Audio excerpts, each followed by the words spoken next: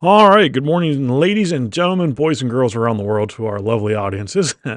This is Coach McCarthy. We got a little bit new design today. I got my man Eli up there in the middle, and then we got my man Malachi way up there on What the up? What top. up? So we're going to talk a little bit about some football. We'll do our review just like we always do, and our preview just like we always do. So, all right, fellas, we ready to go? Yes, yes. When you are. All right. The early game on Turkey Day, we saw the Green Bay Packers and the Detroit Lions. You fellas get a chance to watch this one? I did. I watched every game during Thanksgiving this week. So this game was a pretty good game. Jordan Love played like a really good quarterback. He had a lot of good high plays. He had a good game. But just the offense really didn't get going in the first half for the Detroit Lions.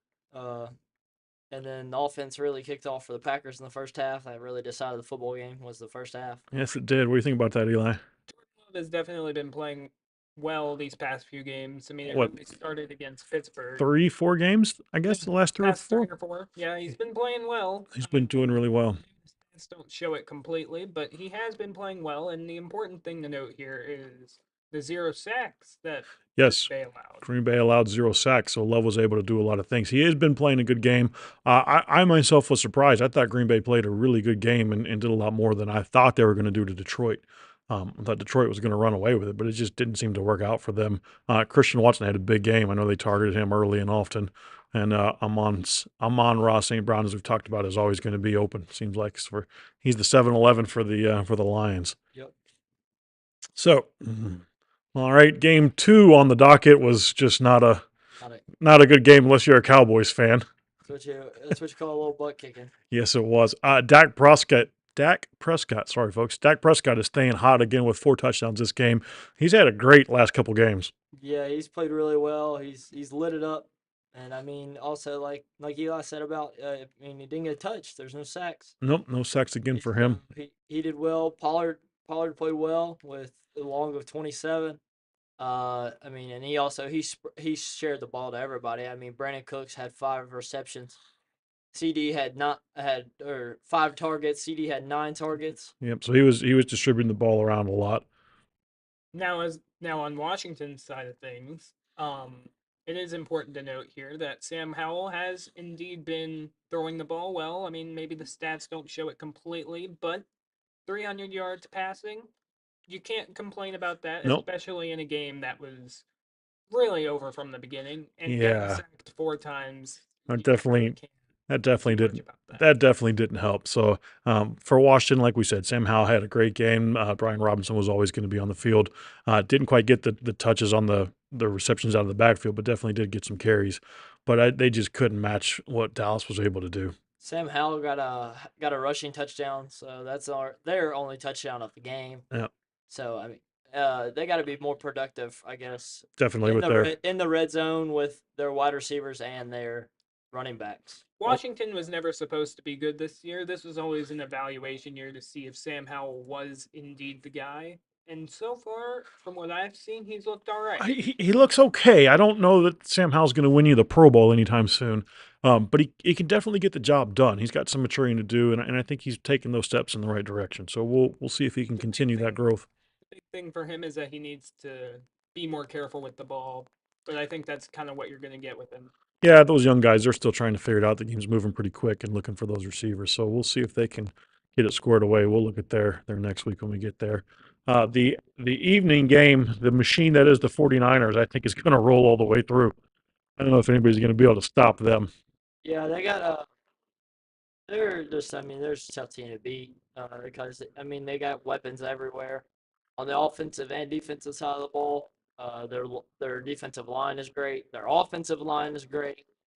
Their quarterback he plays well all the time. I mean he consistent.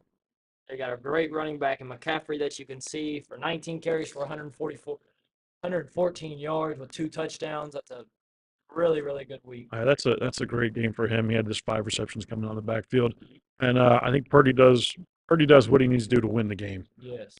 He's not a flashy kind of guy, but he'll definitely keep you in it. He'll definitely win some games for you. From Seattle, Charbonnet just didn't have the game he was going to be looking for, and just didn't seem like they could ever really get it going. I mean, that's a tough defensive line you're running against. Of course, you have Nick Bosa, Eric Armstead. I think. Is he still there? I believe Yeah. so. Yeah. With Plus Bosa, with Chase Young too. with I mean, Bosa and Chase Young, those two are going to come get you. And you can see that's evident right there. 6 sacks for the 49ers on Geno Smith. I just don't know if he was ever really comfortable back there from the pressure they were getting on him. Not really with 180 passing yards, only 27 attempts. So he lost 6 attempts by getting sacked. And then you don't see Kenneth Walker in there. I don't know if he's hurt or is playing. He didn't play. He was out. So you got the whole world going on. I'm thinking against that 49ers line. We need all down one second.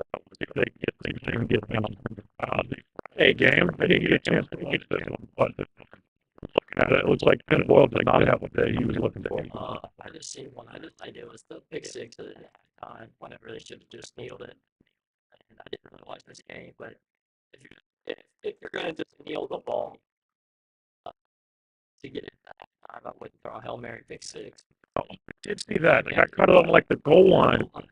Yes. Yes, he cut on the goal line and ran it back, what, 199?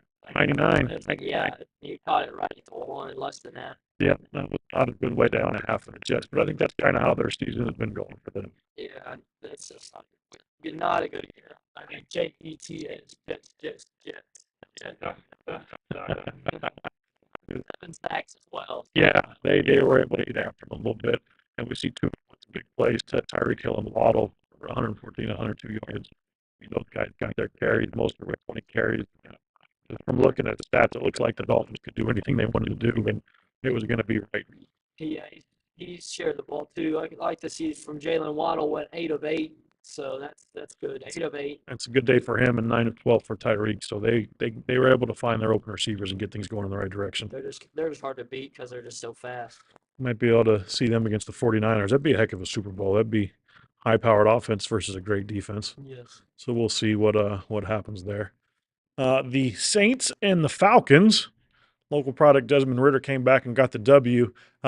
Just looking at Ridder's line right there, 2 interceptions. That's kind of been his knock of turning the ball over and not being real careful with it. And as we talked about, that's hard for a rookie. Yeah, I mean, we keep saying, like, if he can get the flow, he'll be a good quarterback. But 21 pass attempts, he didn't get touched, so That's a good thing. that's a positive from the game. Something positive to hold on to there. But he threw a touchdown to Bijan, and Bijan ran one. So Bijan had a good week. If I'm right, Eli, I think that's going to be Rookie of the Year. Bijan Robinson. I think It's got to be C.J. Stroud for me. Him. Bijan Robinson would be a close second. I think those are definitely the top 2. We've mentioned some other names along the way, but I also seen we were talking, and I kind of a sleeper choice for me would be Zay Flowers. yep, he's done well for He's had a Baltimore. good week he had a good week this week for sure, but he's had just a good weekend, good year in general. I mean, he's a positive to the Baltimore Ravens. Yes. Bijan Robinson is kind of the X factor on that Falcons offense. If you give him the ball, he's very capable of doing some explosive things with it. And they're definitely trying to get him the ball. We look at 16 carries on the ground coming out of the backfield, and then 6 targets coming out of the backfield. So he's someone that they're trying to get involved with the game. From my standpoint, I think Kyle Pitts has got to be more involved with the game. He's a big kid at tight end. That's a big target for Desmond to be able to hit. Should be a good comfort for him. So we'll see if they can't get it going in the right direction for them moving forward. One more important thing here. It is important to note that on the Saints offense side, Chris Olave did go out with a concussion at some point, so we'll see how that hinders him throughout the week. Looks like he was a big aspect of what they were doing with 9 targets going towards him. Yeah, especially if he went out and had 9. So yeah, we didn't really talk much about Saints, but Derek Carr, he's not really been what I thought he would do at the Saints for the whole season. I thought he would kind of give them a little bit more life than A little more oomph. Yeah, but 304 yards isn't terrible. No, not a bad day through the air. That one interception. That one interception probably made them lose the game. Catch up with them a little bit there. So, yeah, we'll see. Looking at our next week when we get to our preview for next week. This was a defensive struggle, a defensive game, and neither offense really looked like they could get it going. I just think it's more bad offense. Yeah, it was probably more bad offense than it was good defense. In terms of the Bengals, there's no real good stat lines there to focus on. Drew Sample got the touchdown. That was his lone reception, and Browning just never really looked comfortable back there. You see the 4 sacks that Pittsburgh was able to get. I think Watt had 2. I Yeah, think he was on him every other play and close enough to breathe on him on several of them. For Pittsburgh, I thought the offense looked a little bit better. We'll go to our Pittsburgh Steelers man right here and let him talk about them for a little bit. What'd you think about the change in the offense there, Eli? Well, the biggest thing for me is that they were actually utilizing the middle of the field and Pat Fryermuth. Pat Fryermuth, as you can see, had a big day, 9 Yes, he did. receptions, 120 yards. Um, so they were obviously using him, as I've been screaming for them to do all season. And he's a big kid. He can go out and get it and make a catch. I see Darnell Washington got a catch. As a rookie, I was expecting a lot of big things out of him. I don't know if they haven't figured out how to use him or what's going on up there, Eli. Mainly using him as a blocking tight end, which is kind of what I expected going into the season. Strictly because I think he's what 6'6", Oh, he's 240 pounds. He's a I big think dude. he's bigger than that. He lined up in the formation one time, and there was another tight end next to him, and it looked like he was a lineman. He was a yeah, it looked like a big lineman, and then this just little bitty dude, but it was actually two receivers. Yeah, Washington had a big block on the Najee Harris touchdown, which you can see he had a big day. 99 yards, six yards per carry, a touchdown. Warren had the fumble. That was a big part of the game when they forced that fumble on him. If I'm not mistaken, Pittsburgh was driving down and getting close to scoring range. Yep, Um, they were in the red zone at and the that point. Bengals were able to get that fumble off of him, so that kind of hurt him, but he had a good day otherwise. for the Bengals fans of the world, Browning. He had a. I mean, his numbers aren't bad. He 19 of 26 for 277, the touchdown and interception. Not really much you can ask for, but what stands off the page to me is Joe Mixon getting 8 carries for only 16 yards. Without having Joe Burrow in the game, we have to utilize the running back. Yeah, I would think Mixon's going to have to be a bigger part of the game plan moving forward. Trying to put it on Jake Browning's shoulder might be a little bit He, much for him right he now. had 2 big receptions though, both for 22 yards, 2 for 2 for 44. So, yeah, it's gonna be a lot of time. I think it's Figuring it out. figuring it out. But we also didn't have T Higgins didn't play. He's out with a hamstring or Yep, something. he's been out for a little bit. So when he comes back, we have that third receiver option. So I don't know. It's not looking good. Yep. The Panthers and the Titans. Unfortunately for Frank Reich, this was his last game as he was fired shortly after the game was over. Just hasn't really worked out for the Carolina Panthers. To make matters worse, they traded away their pick to get Bryce Young, which now their bad record has been the Bears' fortune. I think the Bears are going to turn around and get a first round pick out of it. So the Bears are going to be sitting pretty on that aspect. For Bryce Young, I don't know if the game's still moving a little fast for him. The Titan defense was able to get those 4 sacks. Chuba Hubbard just couldn't get going, and Will Levis did enough to get the W. Uh, Bryce Young, really, I mean, 18 of 31 for 194, no touchdowns, no interceptions.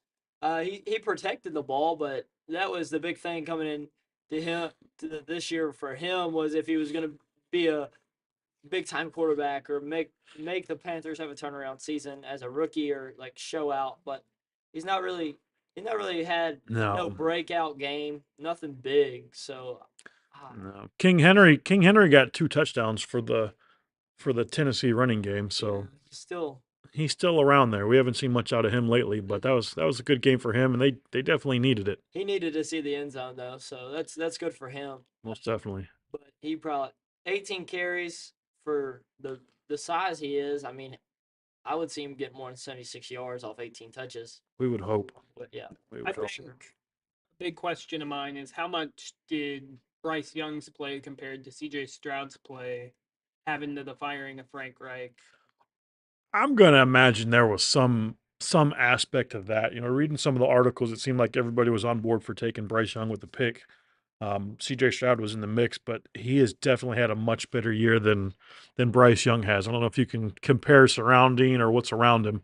But yeah, it hasn't seemed to roll the right way for Bryce Young so far in the NFL. Also, for your Panthers here, you got Adam Thielen, at big time. I mean, he's probably a Hall of Fame wide receiver with his career at the With Vikings. Minnesota. I mean, you only Only get three three targets. targets. That's tough to do. Yeah, that's got to be one of your we would think go-to guys Yeah. in the mix. And it looks like Levis was able to distribute the ball. As we see, the most dude had 5 targets, and we see 3 guys with 5 and 1 guy with 4. Yeah, he sprayed it well. D Hop had a good week. Everybody out there really for the receiving squad of Tennessee had a good week. Levis played well. Did enough. He protected the ball Did and enough to win. That's all that matters. red zone. They gave it to the king himself. King Henry let him take care of the rest. So we'll see how they continue rolling. The Minshew Magic.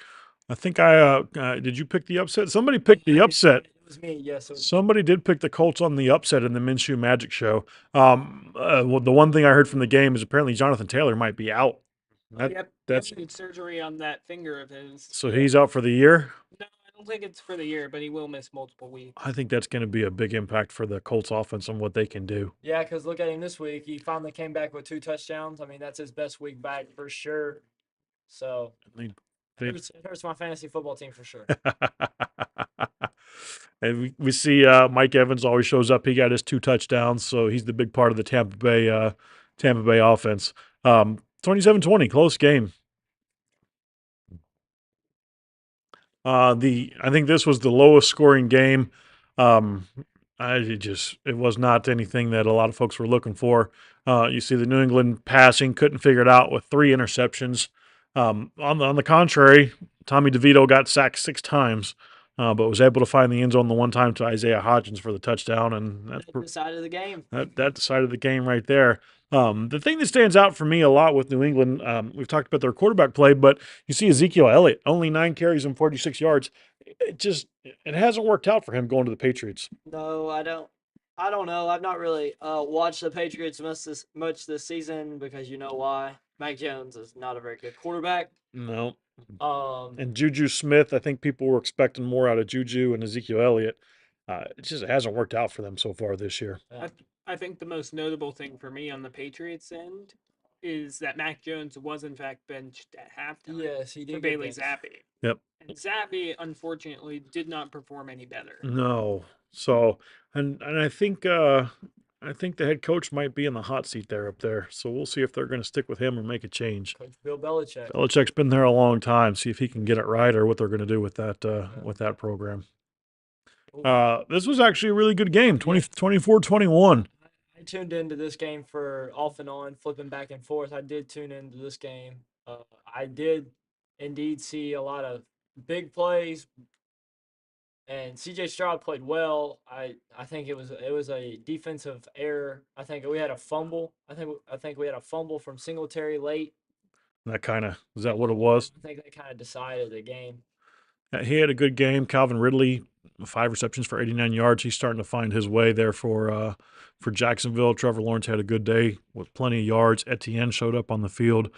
So this might be kind of a playoff. What do you guys think? Maybe a playoff primer type game? Jacksonville, Yeah. I think, is still in the mix. Yeah, Jacksonville's still in the mix for sure. And I believe Houston might. Houston is still a young team, so we'll see how well they perform down the stretch here. If C.J. Stroud stays hot, I mean, they might be able to roll into a playoff spot and see if they can't do something. That was the thing, though, that stands off the page from the last couple of weeks to this week was Singletary only having 6 carries this week, and the last couple of weeks he's been getting up in the upper 20s. Yeah, he's had some really big games the last couple of weeks, as we've talked about, both rushing the ball and receiving coming out of the backfield. I think he's a big-time player. He was a good player at Buffalo 2 seasons ago. He was a big player at Buffalo. So then I think if you can get him helping Stroud out a little bit and making Stroud not throw it 36 times, he might be a little bit better off there.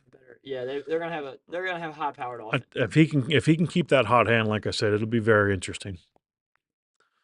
The Brownies went out to Denver. If I'm not mistaken, DTR got hurt. Dorian Thompson-Robinson went out. Yes, he did, along with Myles Garrett. Myles Garrett went out. We talked about that a little bit before we started our show. I think Myles Garrett had I think it was shoulder, I saw elbow, him with a sprain on the side or a sling. and I think he's going to be all right. And the Cleveland offense, I guess, just couldn't quite get it together. PJ Walker got in there and got a couple of reps, and looks like the defense was getting after him. He gave up those 4 sacks that they had. Yeah. And Cleveland rushing just couldn't really get anything going. It looked like it was a rough day, but good day for Broncos country. Yep.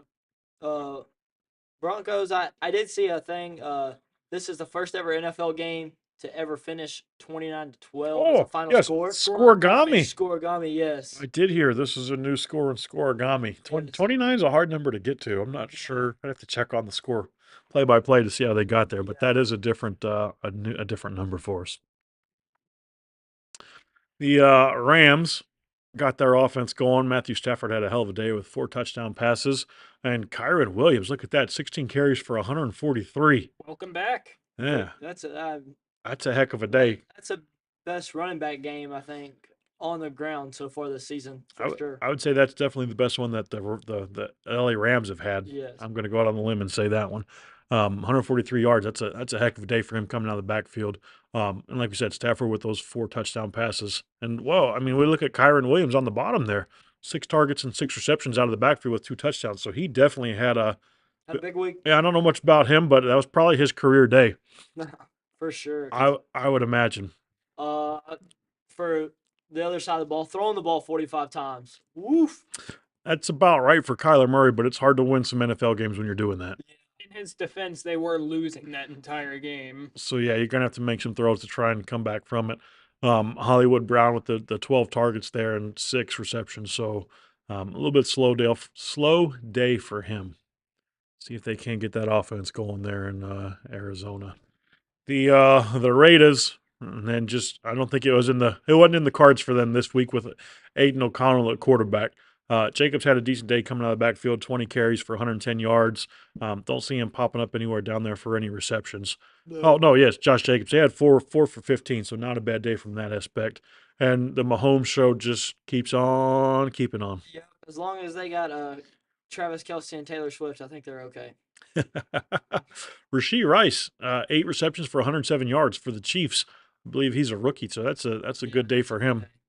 That's a Yes, I did see. I tuned in a little bit to this game, but I was kind of. It was like McCarthy said. It was kind of rote from the beginning on who was going to win this one, because now the the Chiefs are just. if I'm not mistaken, I think this game was close for a little bit, and then the Chiefs just kind of started to. Bring out to an early lead. I think it was like 14-0. Yeah, I thought they had started a little bit. So Also, we talked about this before the show here. Marcus Peters got waived. Cornerback there for the Raiders got waived. yes, I did hear about that. This morning, I think. I think it was today. There's your late breaking NFL news. Now this was actually a really good game. Yeah. I caught some of it and had to run, and then got to catch the ending of it. Yes, I did watch most of this game. Game of the year, perhaps? It's going to be definitely a candidate. Yeah, it's up there. I was impressed with the Buffalo defense. It looked really well early on. They were putting Hurts in some bad scenarios, where he wasn't able to throw it. You see those 14 carries coming out of the backfield. I think a lot of those might have been from scrambles, but he did get those 2 touchdowns and that one late in the game to seal the victory for him. The big thing here for Buffalo, Josh Allen, of course, having a terrific day, both on the ground and passing. But the problem lies once again with their defense, as it tends to with most of these high-scoring games for them. The one series that they needed them, they Yeah, couldn't quite figure it out there at the end. I seen this. That they won off a rushing touchdown by Jalen Hurts. I didn't see that. Yep. He faked it. He went right and then faked it for about 8 yards, going left, and Ran it on in. right in the gut. But So definitely a good game. Philly came back. I believe Buffalo had what, a 10-point lead at one point. yeah, something like that. So yeah, they were able to put them down. Just couldn't hold on to it at the end Yeah. there. What do you think? What do you think this means for the Bills, Eli? You think they're out, or what do you? I mean, look, the Bills at the end of the day, they still have a ton of talent, and you're always going to have a chance as long as you have Josh Allen at under center. Yep. But at some point, something needs to change. I know they already fired their offensive coordinator, Ken Dorsey, and underneath their new guy, Joe Brady, they've definitely looked a lot better. Josh Yes. Allen isn't turning the ball over nearly as much anymore, but a big problem still lies with their defense. I don't know if that's because Leslie Frazier isn't there anymore, because he did take the year off because of some reason. I just know he's not calling the plays right now. That'd be something that they'll definitely have to address moving forward. As we've talked about, I think their offense is high power. They can do a lot of things, and they've showed they can put points on the board. Going to have to step up that defense a little bit to continue that run through the playoffs. The Sunday night game, Yeah, this is a nightcap. this was a little bit lower scoring than I was anticipating. I was looking for a little higher scoring game. Both offenses are very, very prolific and can do a lot of things.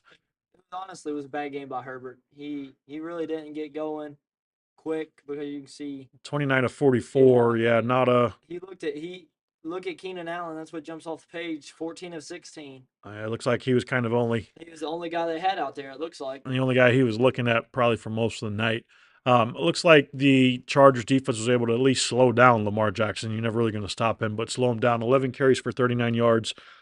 And I think most teams would be happy if they can hold Lamar to 39 yards rushing. For sure. I would be. And didn't really have a great game passing either, only for 177, but did get the touchdown.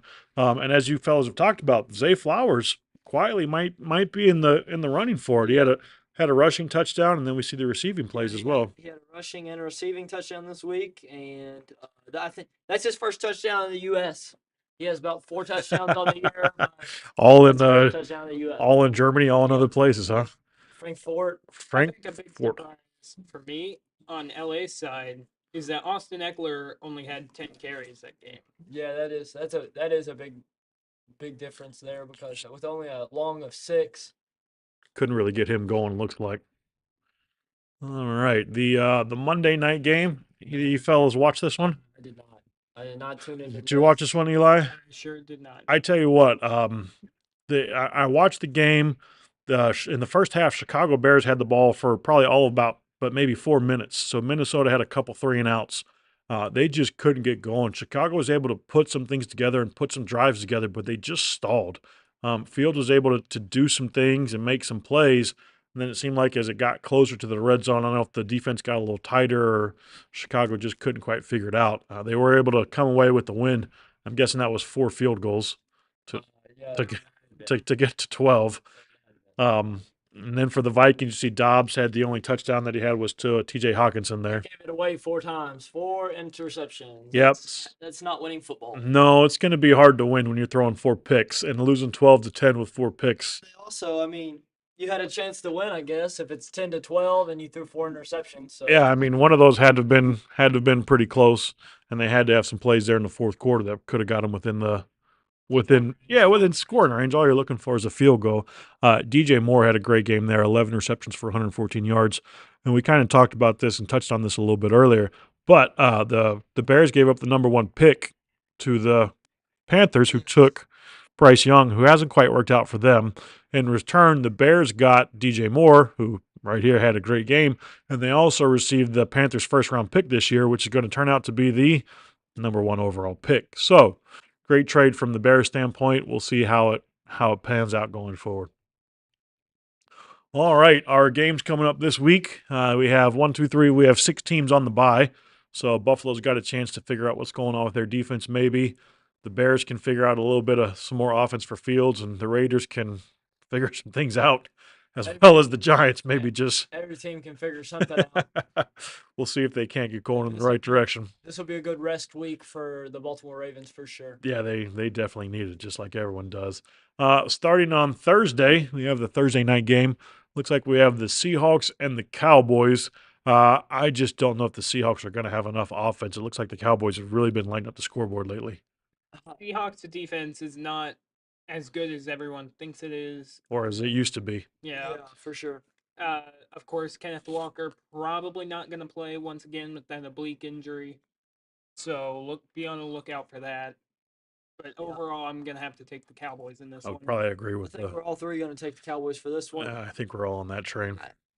I don't know. There's something about it, though. I got this feeling that the Seahawks aren't going to go down without a fight. So, I mean, the Seahawks, if the Seahawks stick with them for maybe 3 quarters, I wouldn't be surprised. They might have a chance. I did like the Seahawks broke out their lime green unis. Did you guys see that? I did. I like those. I think that's a nice look for them. Eli, go ahead and take the next game for us there. And you got the Colts and you got the Titans. Colts, of course, still starting Gardner Minshew. He's been playing Minshew okay. Magic. He's been playing okay, and then Titans starting Will Levis over there. He's had his good games. He's had his bad games. He's been okay overall. Yeah, But big thing is to keep an eye out on are the running backs. And Jonathan Taylor, of course, as we mentioned earlier, isn't going to be playing. He's going to be missing a few weeks with that finger surgery. that'll be a big hurt, I think, for the Colts there. And if I'm not expecting a high scoring game here, so we'll kind of see. I might have to go with Minshew Magic on this one. Will Levis, I don't know if he's going to keep on playing, and we'll see. I think I think I'm gonna have to also go with Minshew Mania, but I do think Derrick Henry gets in the end zone at least once. Yep. Yeah, that's what I'm kind of debating. If Will Levis can play good and kind of find D Hop and some of his other surroundings, I think it'll be working. But I'll say the Titans. I'm gonna go with the Titans. This might be a pretty good game, so I'm gonna go Titans. That's a All game right. I could see going either way. All right. Malachi, next game there. Patriots Chargers. I think we all know this one. I think that's going to be the Chargers on that one. Uh, it'll be the Mac Jones might play. Mac Jones might not play. They might bench him. They might play him for a quarter. I'm not sure it's unfortunately is I don't think it's going to matter for the Patriots who's playing quarterback for them. They just can't seem to get their offense going in the right direction. So Regardless of who starts at QB for the Patriots, their offense is just an absolute disaster right now. yeah, And I mean, I don't know why they're not really utilizing Ramondre Stevenson as much as they should. I Yeah. think he's the X factor on that offense. And he's the one that's been getting the most of the totes coming out of the backfield. So see if he can't get going in the right direction. yeah. In game number 3 on Sunday, we have the Lions and the Saints. Lions coming off of, they've had a skid over the last couple games. 2 weeks ago, they had to come back late in the fourth quarter for the victory. Last week, taking the L on the Thanksgiving Day game.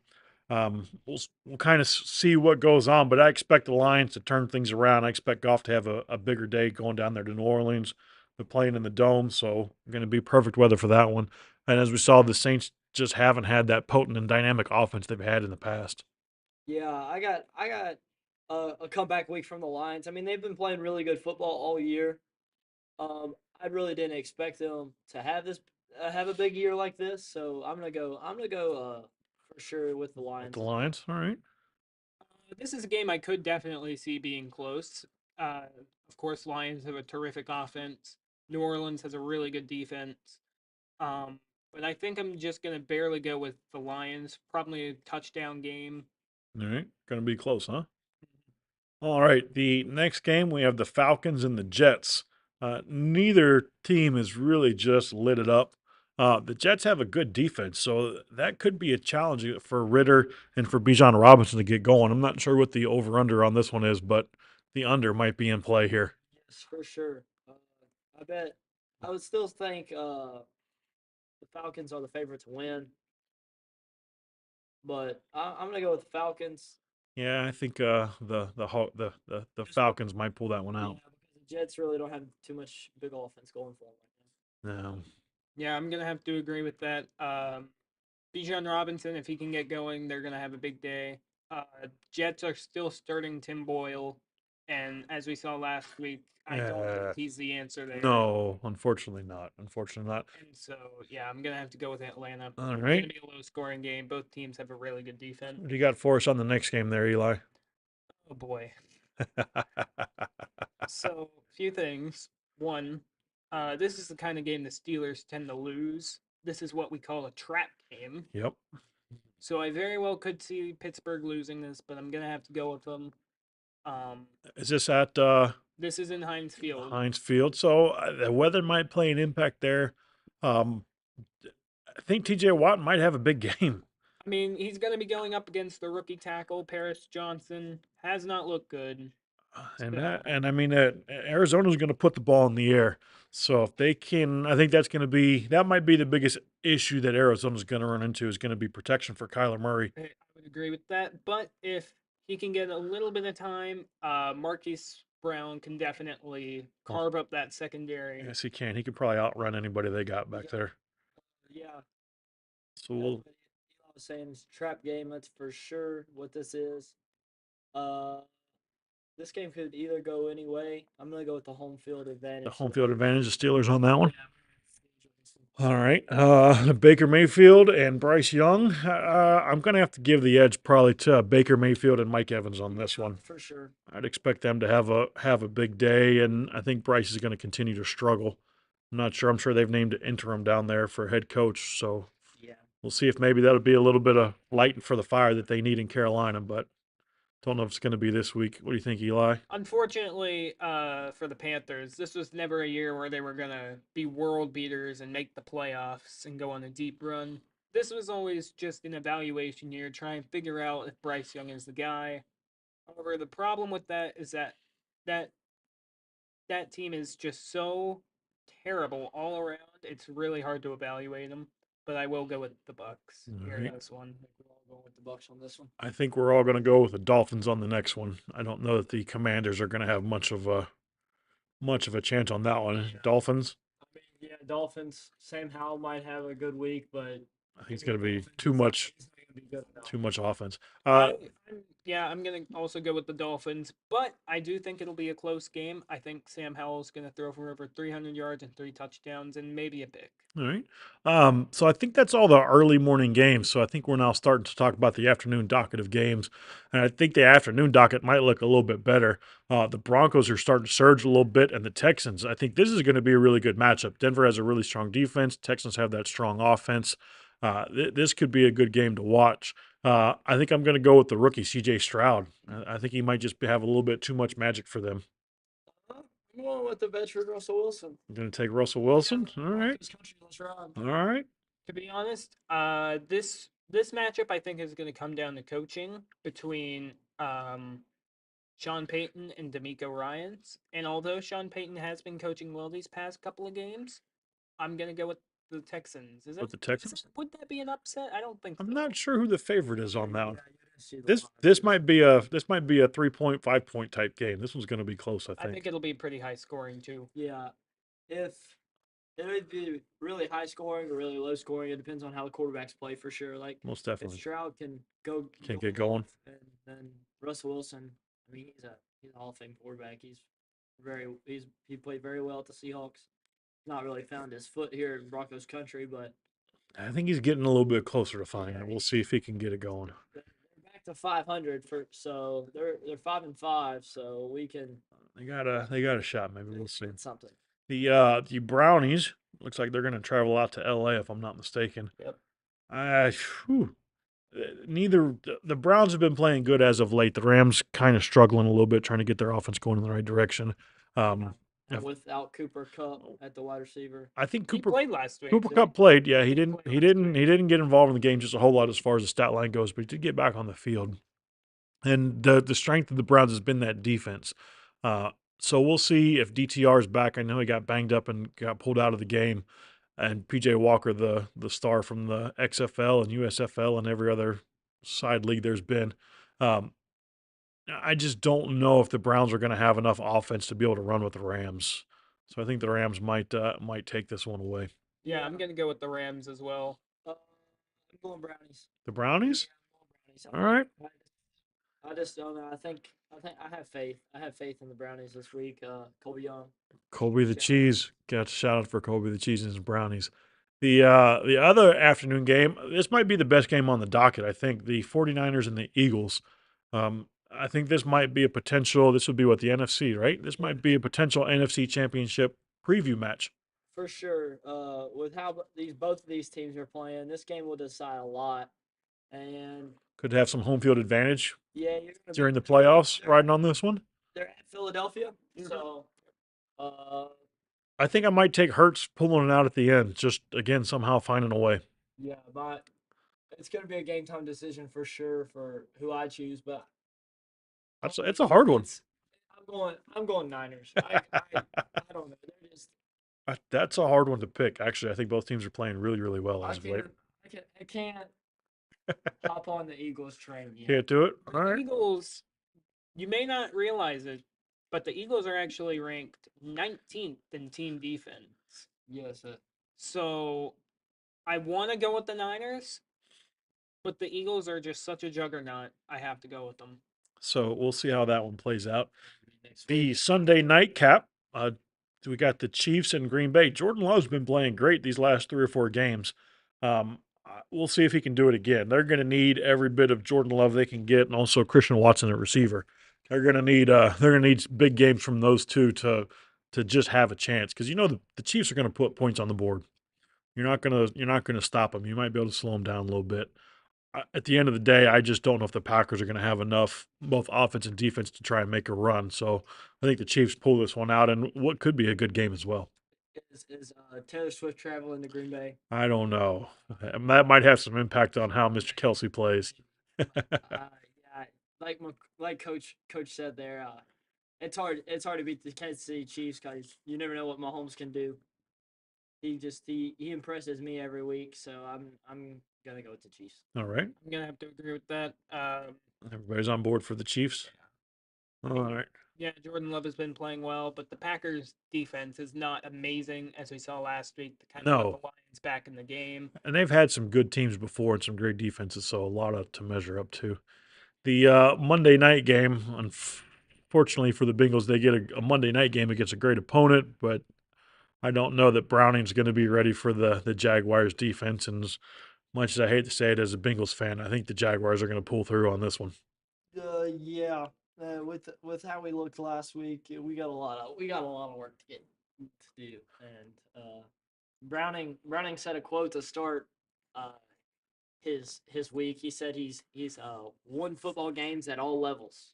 There you go. So he's a confident fella, but You're he's gonna not won a game so far. you're gonna need it.